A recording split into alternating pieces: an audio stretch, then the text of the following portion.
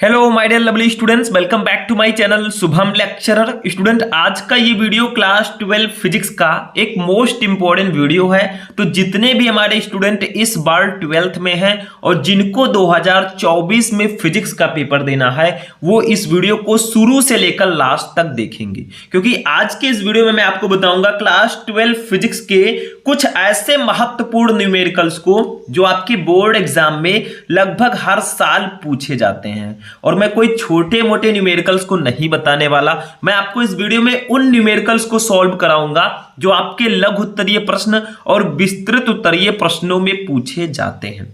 बहुत सारे student comment कर रहे थे सर आप केमिस्ट्री फिजिक्स के न्यूमेरिकल्स पर वीडियो बनाइए, तो टेंशन मत लीजिए, आप जो भी कहेंगे वो हम प्रोवाइड कराएंगे। बस आप लोग हमारे साथ बने रहें। इस वीडियो को कर दिएगा लाइक, चैनल पर नए चैनल को सब्सक्राइब कर लीजिएगा ताकि ऐसे ही मैं आपके लिए वीडियोस प्रोवाइड करा सकूं।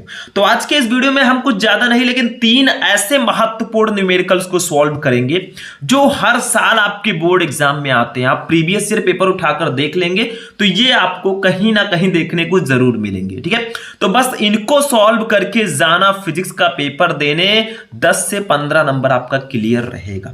तो चलिए आपका टाइम वेस्ट नहीं करते हैं क्योंकि ये टाइम बहुत ही ज्यादा आपके लिए कॉस्टली है। तो चलिए स्टार्ट करते हैं। सबसे पहले हम लोग अपने फर्स्ट न्यूमेरिकल को देखेंगे और ये न्यूमेरिकल आपकी बोर्ड एग्जाम में विस्तृत उत्तरीय प्रश्नों में आता है। देखिए, सबसे पहले ये न्यूमेरिकल हमारे किरण प्रकाशिकी एवं प्रकाशिक यंत्र चैप्टर का है और ये कोई हमारा न्यूमेरिकल का फर्स्ट वीडियो नहीं है। अगर आप लोग सर्च करेंगे class 12 physics important numerical Shubham lecturer तो बहुत सारे न्यूमेरिकल मैं आपको प्रोवाइड पहले भी करवा चुका हूं। ठीक है, लगातार मैं आपको प्रोवाइड कराता हूं, नहीं देखा तो जाकर देख लीजिए।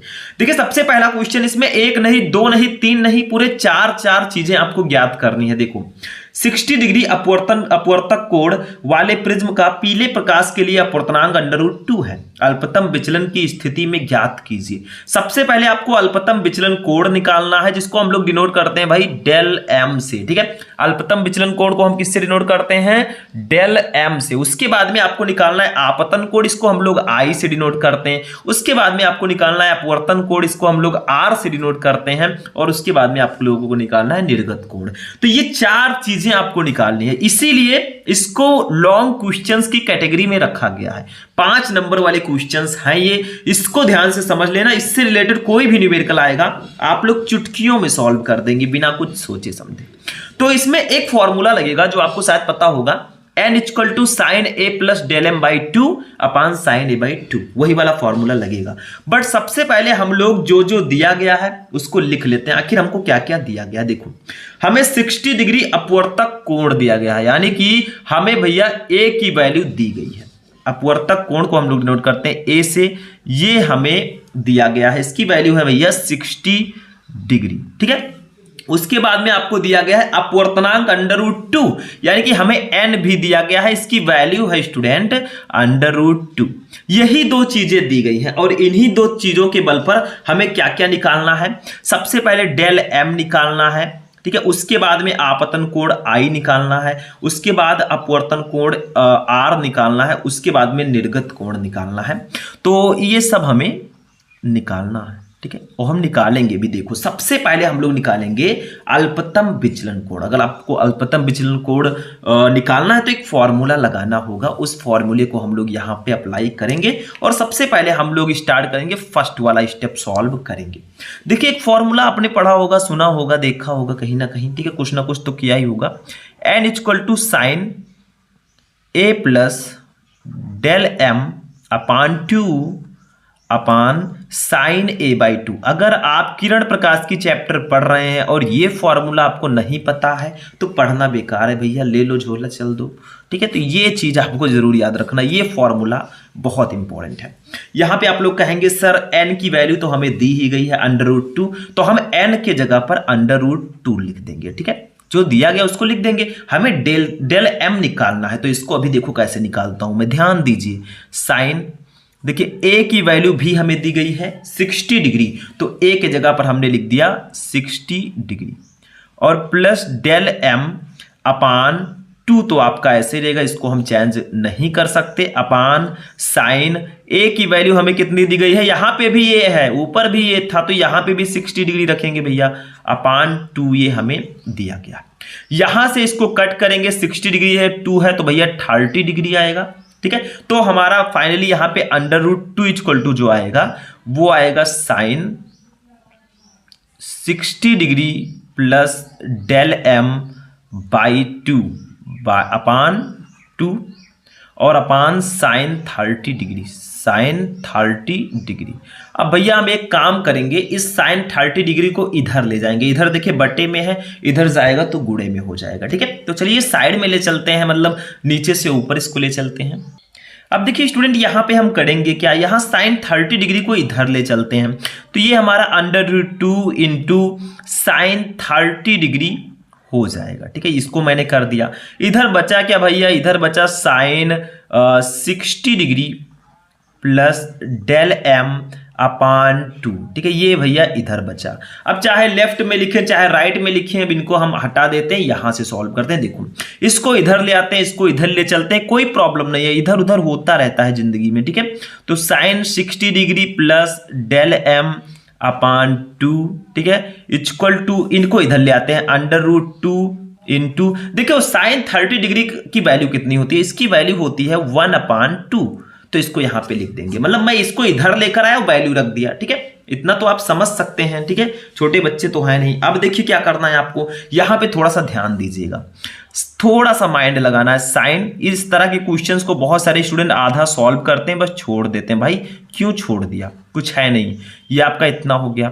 इसको देखिए √2 है इंटू, देखिए 1/2 को हम किस तरह लिख सकते हैं, 2 को हम √2 इंटू √2 लिख सकते हैं, मतलब किसी का स्क्वायर अगर करेंगे, √2 है, ठीक है, तो इसका अगर √2 इसका स्क्वायर करेंगे भैया तो 2 ही आएगा, मतलब 2 को हम √2 इंटू √2 लिख सकते हैं। अब क्या करेंगे, √2 से √2 कैंसिल करेंगे, तो यहां पे हमारा आएगा साइन 60 डिग्री। ध्यान से समझना है भाई, बहुत इजी टॉपिक है, बस थोड़ा सा प्रोसेस समझना है, ये मत देखिए लॉन्ग जा रहा है। देखिए 1/√2 यहां पे बचा, 1/√2 बचा। ठीक है, अब एक बात बताइए, देखिए इसको ऐसे लिख देंगे, कोई प्रॉब्लम नहीं है, sine 60 degree plus del M upon 2 equal to 1/√2। बताइए साइन के किस डिग्री की वैल्यू होती है। देखिए साइन 45 डिग्री की वैल्यू होती है 1/√2, तो 1/√2 के जगह पर साइन 45 डिग्री कर देंगे।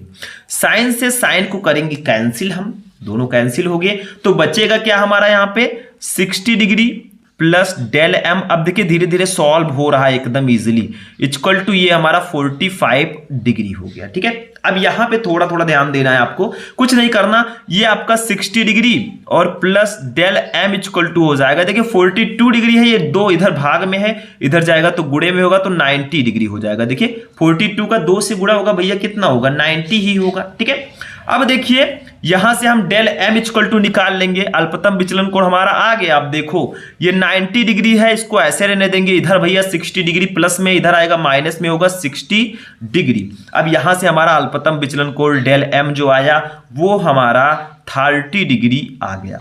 तो हमारा अल्पतम विचलन कोण तो आ गया भाई, एक हमने सॉल्व कर लिया टॉपिक जो हमें निकालना था। ठीक है, क्वेश्चन को मैं ऊपर से नीचे लाऊंगा, देखिए यहां पे सबसे पहले हमें निकालना था अल्पतम विचलन कोण, सबसे पहले निकालना था, तो वो हमने यहां पे सॉल्व कर लिया। कितना आया, 30 डिग्री।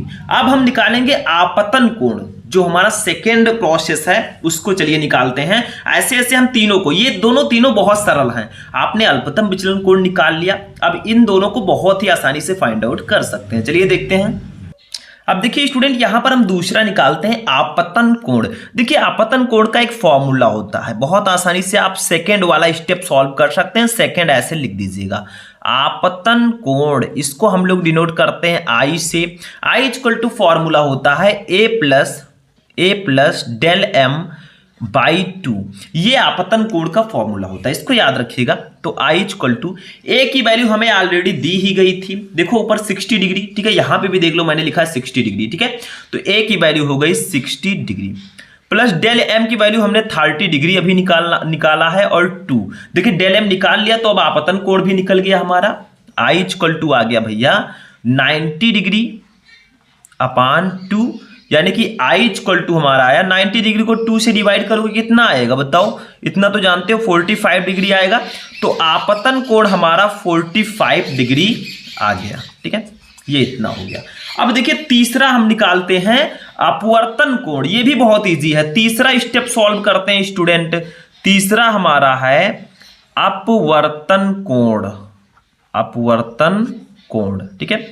इसको हम लोग डिनोट करते हैं स्मॉल आर से, और स्मॉल आर इक्वल टू होता है a/2, small are equal to a/2, ठीक है, ये फॉर्मूला होता है। अब आर इक्वल टू क्या हो जाएगा, स्मॉल आर ए है आपका, ए की वैल्यू है 60 डिग्री अपान 2 हो गया, डिवाइड कीजिए 30 डिग्री आ जाएगा।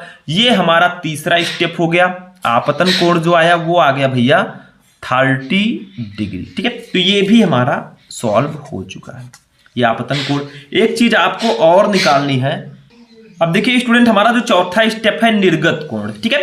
तो एक चीज याद रखिएगा, निर्गत कोण जो है वो आपतन कोण के बराबर होता है। आपतन कोण हमने 45 डिग्री निकाला है, तो चौथा हमें निकालना था निर्गत कोण।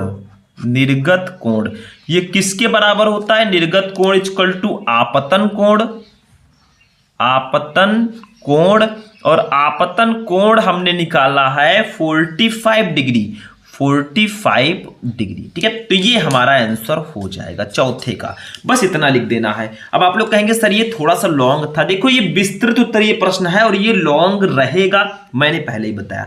तो हमने जो है, हमें अपवर्तक कोण दिया गया था ए और अपवर्तनांक दिया गया था, हमने अल्पतम विचलन कोण निकाला 30 डिग्री आया, फिर हमने आपतन कोण निकाल लिया इस फॉर्मूले से 45 डिग्री आया, फिर हमने अपवर्तन कोण निकाल लिया इस फॉर्मूले से 30 डिग्री आया, और उसके बाद में हमने निर्गत कोण आपतन कोण के बराबर होता है 45 डिग्री। तो फर्स्ट न्यूमेरिकल इस तरह से आपको सॉल्व करना है, और इसीलिए ये विस्तृत उत्तरीय प्रश्न में पूछा जाता है, क्योंकि इसमें 3-4 स्टेप में आपको निकालना है, 3-4 वैल्यूज निकालनी है, इसीलिए इसको रखा गया भाई विस्तृत उत्तरीय प्रश्नों की कैटेगरी में। तो ये न्यूमेरिकल बिल्कुल से सॉल्व करके जाइएगा, और इस न्यूमेरिकल में आपने ये सीखा कि इसमें 2-3 फार्मूला आपने सीखा। सबसे पहले वो n equal to sine A plus del M by 2 upon sine A by 2 वाला, उसके बाद में आपतन कोण I equal to A plus del M by 2 और अपवर्तन कोण R equal to a by 2। ये आपने 2-3 फॉर्मूले सीख लिए, इससे रिलेटेड कोई भी न्यूमेरिकल आएगा बहुत इजीली आप सॉल्व कर पाएंगे। तो फर्स्ट वाला समझ में आ गया, ये किरण प्रकाश की चैप्टर से था। अब सेकंड वाला जो होगा वो होगा हमारे तरंग प्रकाश की चैप्टर से। चलिए देखते हैं। अब देखिए स्टूडेंट, हमारा जो सेकंड न्यूमेरिकल है तरंग प्रकाश की से, इसको ध्यान देना है। दो प्रकाश तरंगों की तीव्रताओं का अनुपात 81:49 है, यानी कि 81:49। उनके आयामों का अनुपात क्या होगा? तो सिंपल सा है, देखो हमें उनकी तीव्रता को I से डिनोट करते हैं, तो I1 और I2 का जो रेशियो है, दो तरंगे हैं, पहली तरंग की तीव्रता को हम I1 मानते हैं, दूसरे के I2। इनका जो रेशियो है वो 81:49 है। चाहे आप इसको इस प्रकार से लिखें, चाहे ऐसे भी लिख सकते हैं। देखो I1/I2 इक्वल टू 81/49, इस तरह भी आप लिख सकते हैं, ठीक है। और हमें यह भी पता है कि I equal to A square होता है, I equal to A square होता है, ऐसे कुछ फॉर्मूला होता है, ठीक है। यानी कि जो तीव्रता होती है वो तरंग के आयाम के वर्ग के समानुपाती होती है। तो देखो इसको हम इस प्रकार से भी लिख सकते हैं, I1/I2 इक्वल टू, चूंकि I1/I2 इक्वल टू हमारा जो होता है वो किसके बराबर होता है? देखिए दो तरंगे हैं, तो पहली तरंग को A1 प्लस A2 और अपान नीचे A1 माइनस A2, ये इनके आयाम है, इनका होल स्क्वायर, ये इसके बराबर भी होता है। यानी कि हमारे तरंग की जो तीव्रता होती है वो हमारे आयाम के वर्ग के समानुपाती होती है। तो I1/I2 equal to A1 plus A2 upon A1 minus A2 का होल स्क्वायर भी होता है। तो I1/I2 इक्वल टू 81:49 है, और I1/I2 equal to A1 plus A2 upon A1 minus A2 का होल स्क्वायर है। तो भैया लेफ्ट हैंड साइड दोनों के बराबर हैं, तो हम इन दोनों को भी बराबर लिख सकते हैं, क्योंकि ये इसके बराबर है, ये इसके बराबर है। तो इसी को हम इसलिए हम लिख सकते हैं, इसको देखो, इसको हम लिख सकते हैं, इसको इसके बराबर लिख सकते हैं। तो A1 plus A2 upon A1 minus A2, ये A1 A2 जो है ये तरंग का आयाम है, ठीक है। इसका होल स्क्वायर इक्वल टू देखिए 81/49 है, ठीक है। हम इसको इसके बराबर लिख सकते हैं। अब देखिए इस स्क्वायर को हटाएंगे तो हमारा a1 plus a2 upon a1 minus a2 equal to आएगा। देखिए जब इधर स्क्वायर हटाएंगे भैया तो इधर अंडर रूट लगेगा, तो अंडर रूट 81 अपान 49 हो जाएगा।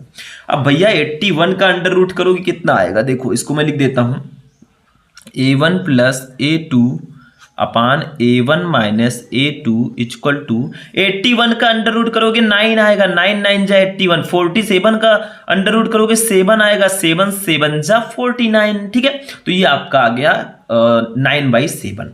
अब भैया इसको कैंची गुणा कर देंगे, इसका इससे इसका इससे, तो ये हमारा हो जाएगा 7a1 plus 7a2 equal to, इसका इससे गुणा होगा भाई तो 9a1 माइनस 9a2, ये इतना हो गया।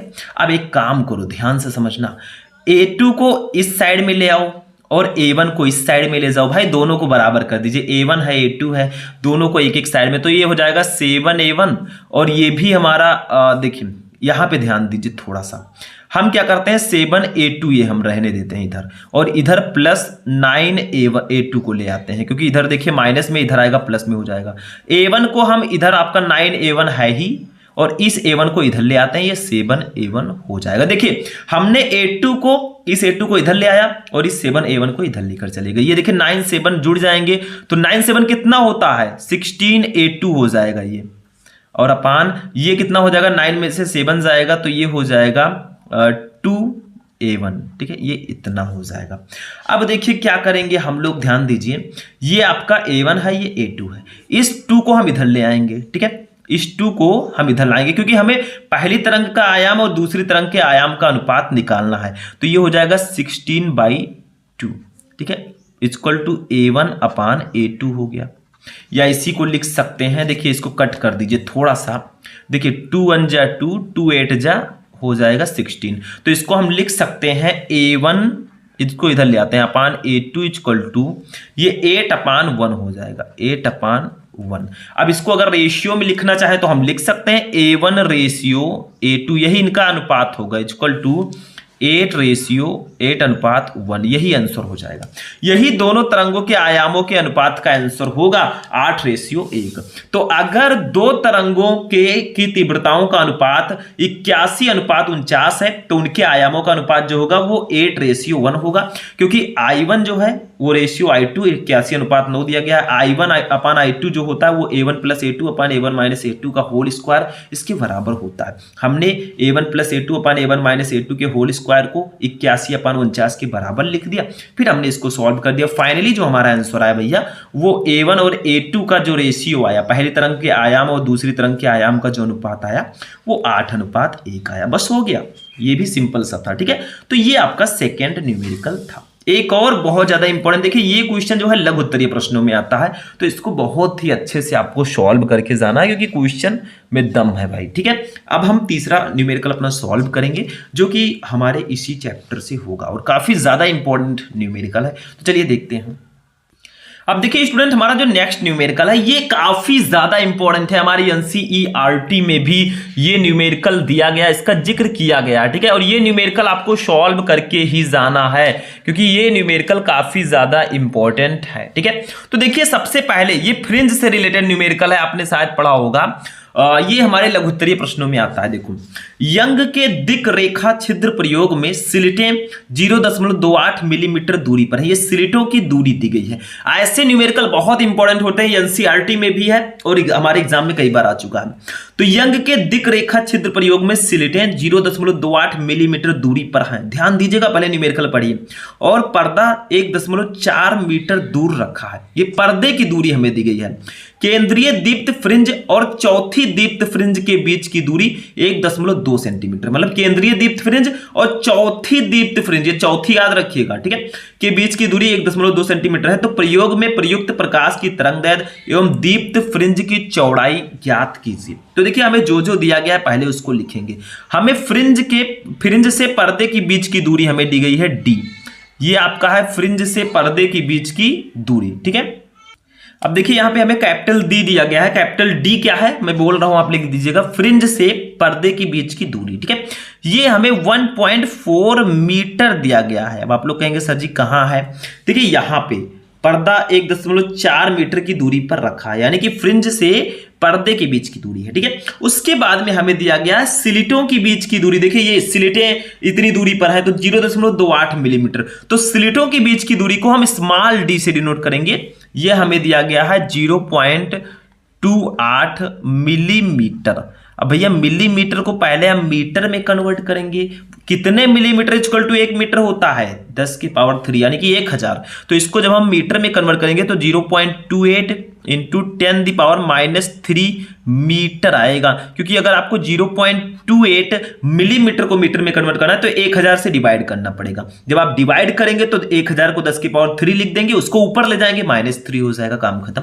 ठीक है, उसके बाद में हमें यहाँ पे XM दिया गया है। XM क्या है ये भी जान लीजिए। देखिए XM की वैल्यू है 1.2 सेंटीमीटर, यानी कि केंद्रीय दीप्त फ्रिंज और चौथी दीप्त फ्रिंज के बीच की दूरी, एक फ्रिंज के से दूसरे फ्रिंज के बीच की दूरी जो XM है वो हमें दिया गया है 1.2 सेंटीमीटर। इसको भी मीटर में बदलेंगे भैया, तो सेंटीमीटर को मीटर में बदलना है तो कितने सेंटीमीटर इक्वल टू 1 मीटर होता है? 100 सेंटीमीटर। तो अगर आपको सेंटीमीटर से मीटर में बदलना है तो 100 से इसको डिवाइड करना पड़ेगा। 100 से डिवाइड करोगे तो 10 की पावर 2 नीचे होगा, उसको ऊपर ले जाएंगे तो 1.2 गुणे 10 की पावर -2 ये मीटर हो जाएगा। ठीक है, ये इतना हो गया। उसके बाद में देखिए एक चीज और ध्यान दीजिए, तो ये हमारा XM दिया गया यानी कि 1.2 सेंटीमीटर, इसको मैंने मीटर में कन्वर्ट कर दिया। अब देखिए यहां पे चौथी दीप्त फ्रिंज के बीच की दूरी दी गई है, यानी कि हमें M की वैल्यू, M क्या है, ये कौन सी फ्रिंज है भैया? तो M फ्रिंज की संख्या M = 4 हम वैल्यू रखेंगे। अब हम लोग निकालेंगे भैया, पहले हमें तरंगदैर्घ्य निकालना है, फिर फ्रिंज की चौड़ाई निकालना है। तरंगदैर्घ्य को हम लैम्डा से प्रदर्शित करते हैं और फ्रिंज की चौड़ाई को हम कैपिटल W से डिनोट करते हैं भैया। ठीक है, तो पहले हम लोग क्या करते हैं, लैम्डा निकाल लेते हैं। तो देखिए एक फॉर्मूला होता है, मैं यहां पे लिख देता हूं, केंद्रीय उच्चिष्ठ, ये न्यूमेरिकल थोड़ा सा आपको टफ लगेगा जिसने कुछ नहीं पढ़ा है। ठीक है, से MV दीप्त फ्रिंज की दूरी, दीप्त फ्रिंज की दूरी। ठीक है, तो ये आपका कितना हो जाएगा? इसका फॉर्मूला होता है XM = ठीक है, XM = आपका हो जाएगा M इंटू डी लैम्डा अपान स्मॉल d। ठीक है, ये फॉर्मूला आपका होता है, ये XM का फॉर्मूला होता है। ठीक है, मतलब M क्या है वो तो अभी मैंने आपको बताया था। ठीक है, M into D lambda, D lambda आपका क्या है, D, ये देखिए ऊपर 1.4 मीटर दिया गया है, ये फ्रिंज से पर्दे के बीच की दूरी है। लैम्डा तरंगदैर्घ्य है और ये D जो आपका स्मॉल d है ये है स्लिटों के बीच की दूरी। लेकिन हमें तो यहाँ पे लैम्डा निकालना है तो लैम्डा का फॉर्मूला निकाल लेंगे। लैम्डा = आपका होगा, ये वाला इससे गुणा होगा तो XM, ठीक है, इंटू ये आपका D हो जाएगा। ठीक है, अपान ये आपका फॉर्मूला निकल कर आएगा, ये स्मॉल m है ध्यान दीजिएगा, तो M इंटू D, ये आपका फॉर्मूला हो जाएगा तरंगदैर्घ्य का। ठीक है, तो ऐसे आपको फॉर्मूला लिख देना है यहाँ पे, यानी कि D जो होगा यहाँ पे कैपिटल होगा। ठीक है, M इंटू कैपिटल D, ये कैपिटल है क्योंकि देखिए यहाँ पे कैपिटल M है। ठीक, तो ये आपका हो जाएगा फॉर्मूला।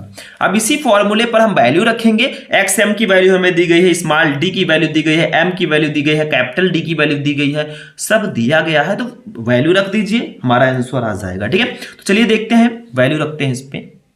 तो देखिए स्टूडेंट अब हम वैल्यूज रखेंगे। लैम्डा = XM की वैल्यू, देखिए फॉर्मूला मैंने वही लिखा है, XM की वैल्यू है 1.2 इंटू 10⁻² इंटू स्मॉल d की वैल्यू है, देखिए सबके ऊपर लिखिए 0.28 इंटू 10⁻³ अपान स्मॉल m की वैल्यू कितनी है, ये 4 हमें लगाना है यहाँ पे। ठीक है, और कैपिटल D की वैल्यू है ऊपर 1.4 मीटर, 1.4 हमने लिख दिया। कुछ नहीं है भैया, एकदम सिंपल सा क्वेश्चन है, बस आपको थोड़ा सा दिमाग और फॉर्मूला लगाना है। दिमाग लगाएंगे फॉर्मूला नहीं लगाएंगे तब भी तो सॉल्व नहीं होगा। ठीक है, यहाँ पे 1.2 का 0.28 से गुणा करो, ये आएगा 0.336 आ गया। ठीक है, इंटू 10⁻² है, -3 या माइनस माइनस प्लस दोनों जुड़ जाएंगे, चिन्ह वही रहेगा, 10⁻⁵ हो गया भैया, दोनों जुड़ गए। अब 4 का 1.4 से गुणा करो तो ये आपका आएगा 5.6, इतना आ गया। अब एक काम यहां पे और करेंगे हम लोग, वो कौन सा काम है देखो ध्यान से, यहां पे थोड़ा सा आपको माइंड का यूज करना है क्योंकि ये काफी ज्यादा इंपॉर्टेंट है। इस दशमलव को हम 2 अंक राइट लेकर आएंगे तो ये हमारा 33.6 हो जाएगा, लेकिन ये तो होगा, लेकिन ये जो हमारा 10⁻⁻5 है ये 10⁻⁻7 हो जाएगा। जब हम 2 अंक इधर लेकर आएंगे तो 100 से हमें डिवाइड करना होगा, 100 ऊपर जाएगा तो 10⁻⁻2 के रूप में, तो 10⁻⁵ और 10⁻2 जुड़कर 10⁻7 बनाएंगे, ठीक है, अपान ये 5.6 है। यहां से दशमलव 1 अंक बाद यहां लगा, 1 अंक बाद यहां, दोनों को कट कर देते हैं तो हमारा जो लैम्डा आएगा वो कितना आएगा, देखो यहां पे 56 है, ये 336 है, तो 56 का 336 से 56 को डिवाइड करेंगे तो भैया 6 आएगा, करेक्ट 6, तो ये हमारा 6 × 10⁻⁻7 मीटर आ गया, ये इतना आ गया। आप चाहे तो इतना भी आंसर लिख सकते हैं, लेकिन भैया तरंगदैर्घ्य है तो हम एंगस्ट्रॉम में लिख देते हैं इसका आंसर। देखो इसको हम लिख सकते हैं 6000 × 10⁻−10। देखिए इसमें क्या करेंगे, 3 जीरो इसमें बढ़ा देंगे भैया, ठीक है, तो यहां पे जो -7 था वो -10 हो जाएगा। अभी देखिए इसको हम 6 × 10⁻3 लिख दें और ये 10 घटा दे उसमें से तो इतना ही तो आएगा, तो इसको हम इस प्रकार से भी लिख सकते हैं। तो आपको पता है कि एक एंगस्ट्रॉम में कितना मीटर होता है, 10⁻10 मीटर, तो ये आपका 6000 एंगस्ट्रॉम में अब ये आपका तरंगदैर्घ्य आ गया, ये आपका तरंगदैर्घ्य तो आ गया भाई। लेकिन हमें एक चीज और निकालनी है, ऊपर देखो यहां पे हमें W भी निकालना है, यानी कि देखो दीप्त फ्रिंज की चौड़ाई भी निकालनी है, तो भैया उसको भी निकाल देंगे, क्या प्रॉब्लम है, फॉर्मूला ही तो लगाना है। तो यहां पे लिखेंगे हम लोग दीप्त फ्रिंज की चौड़ाई, ठीक है, दीप्त फ्रिंज की चौड़ाई, इसको हम लोग डिनोट करेंगे W से, और W इक्वल टू फॉर्मूला होता है d(λ/d), बिना लैम्डा के हम इसको फाइंड आउट नहीं कर पाएंगे, ठीक है, तो इसी फॉर्मूले पर अब हम रख देंगे। सारी वैल्यूज आपको दी गई हैं, कुछ नया नहीं लिखना है यहाँ पे। देखिए d की वैल्यू कितनी है, ध्यान से समझिएगा क्योंकि ये काफी ज्यादा इंपॉर्टेंट है। d की वैल्यू हमें यहां पे दी गई 1.4, ठीक है, लैम्डा अभी हमने निकाला 6000 एंगस्ट्रॉम, ठीक है, या इस वैल्यू को रख देंगे 6 × 10⁻⁻7, ठीक है, तो d आपका दिया गया है 1.4, ठीक है, ये लैम्डा जो है हम ये वाली वैल्यू रखेंगे मीटर वाली, ठीक है, तो यहाँ पे 6 × 10⁻⁻7 हो जाएगा, और स्मॉल d की वैल्यू भी आपको दी गई थी, कितना था देखो यहाँ पे, ये 0.28 × 10⁻3 मीटर, तो ये हो जाएगा 0.28 × 10⁻3, ठीक है। बस अब इसी को सॉल्व कर लो, थोड़ा सा दिमाग लगा लो, ठीक है, तो W इक्वल टू आपका आ जाएगा। देखो इसमें एक काम आपको करना होगा, 1.6 है, ये 6 है, इसको आप लोग मल्टीप्लाई कीजिए, ठीक है, देखिए कितना आता है। अब देखिए स्टूडेंट इसको सॉल्व कैसे करेंगे, एक बहुत ही इजी तरीका मैं बताता हूं। देखो 1.4 × 6 × 10⁻⁻7 अपान, इसको हम लिख देंगे 2.8, कितना लिख देंगे 2.8, इस दशमलव को इधर ले जाएंगे, तो जब इसको 2.8 लिखेंगे तो इसमें एक और माइनस हो जाएगा, 10⁻⁻4 हो जाएगा, मतलब इसका गुणा 10⁻⁻1 से करना पड़ेगा जब यहाँ पे एक अंक इधर आएंगे, ठीक है। तो देखिए ये आपका 1.4 1 जा 1.4 1.4 2 जा हो जाएगा 2.8, मतलब या तो दशमलव को काट दीजिए, 14 1 जा 14 14 2 जा 28। अब इसका देखिए 2 1 जा 2 2 3 जा 6, तो ये हमारा कितना आ गया, देखो ध्यान दीजिए सब कट चुके हैं भैया, ठीक है, तो W इक्वल टू हमारा आ गया, ये ऊपर बचा 3 × 10⁻⁻7 × 10⁻⁻4 है, इसको ऊपर ले जाएंगे 10⁻+4 हो जाएगा। यहां से हम W निकाल लेते हैं, W इक्वल टू ये हमारा हो जाएगा 3 × 10⁻⁻7 में से 4 जाएगा तो 3 बचेगा, लेकिन चिन्ह वही रहेगा और इसका मात्रक होगा मीटर। तो ये फ्रिंज, दीप्त फ्रिंज की चौड़ाई हमारी आ गई 3 इंटू 10⁻³ मीटर। ठीक है, तो यही हमारा होगा दीप्त फ्रिंज की चौड़ाई, और लैम्डा भी हमने निकाल लिया। ठीक है, तो यही था आपका मोस्ट इंपॉर्टेंट न्यूमेरिकल आज के इस क्लास का। हमने इस वीडियो में क्लास 12 फिजिक्स के उन सभी महत्वपूर्ण न्यूमेरिकल्स को सॉल्व किया जो बहुत ज्यादा इंपॉर्टेंट है। ये तीनों न्यूमेरिकल बिल्कुल से सॉल्व कर लीजिएगा, आगे भी मैं आपको बताता रहूंगा, क्योंकि अभी तो ये ट्रेलर है, पिक्चर अभी बाकी है। तो चलिए मिलते हैं नेक्स्ट वीडियो में नेक्स्ट टॉपिक के साथ, तब तक के लिए जय हिंद।